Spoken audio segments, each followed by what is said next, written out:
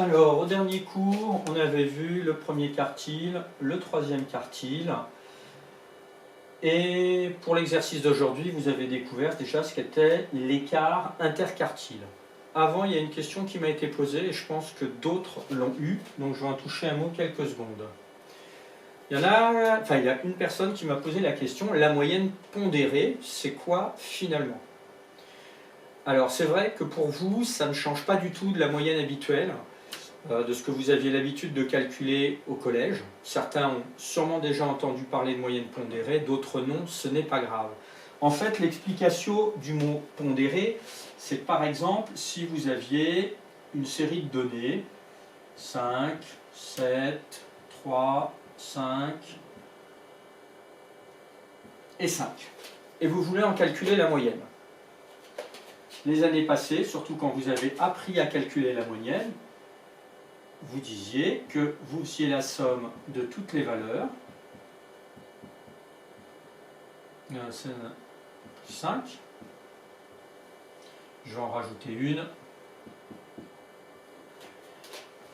Et que vous divisiez tout ceci par le nombre de données. Donc c'est comme ça que vous calculiez une moyenne habituellement. Et la moyenne pondérée, en fait, la différence, vous allez voir, elle est minime. Par exemple, le 5, comme on l'a 3 fois, on le multiplie par 3. En fait, on lui donne un coefficient un peu qui vaut 3. Et on dit que c'est pondéré par ce coefficient. Et puis après, le 7, on l'a une fois, donc on pourrait marquer 7 fois 1, mais c'est inutile.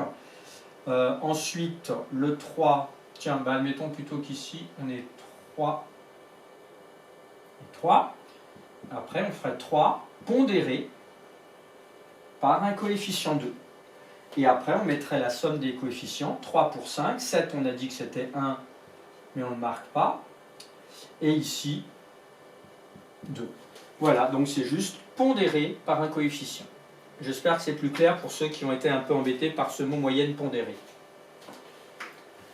Alors, reprenons.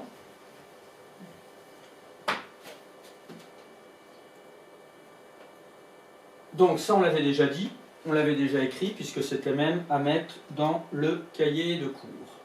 Donc définition, l'écart interquartile, là c'est en rouge, est la différence Q3 moins Q1.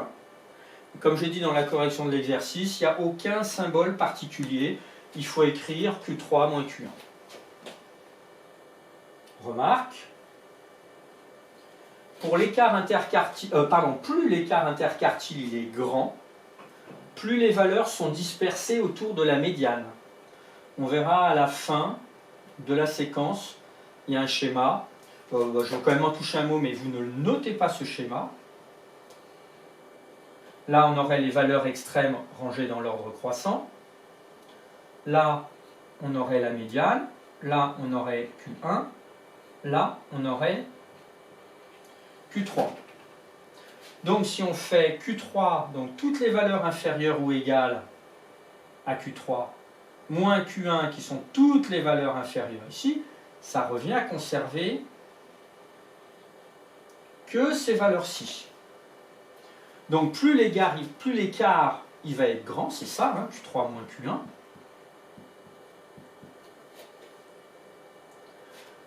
Si on agrandit ça, on voit bien que ça va être dispersé, éloigné autour de la médiane. Donc on en reparlera tout à la fin de la séquence avec un schéma récapitulatif. Vous mettez bien un trait rouge à côté de l'écart interquartile et de sa définition. Et nous allons passer après, bientôt, à l'écart type. Là, c'est bien séparé.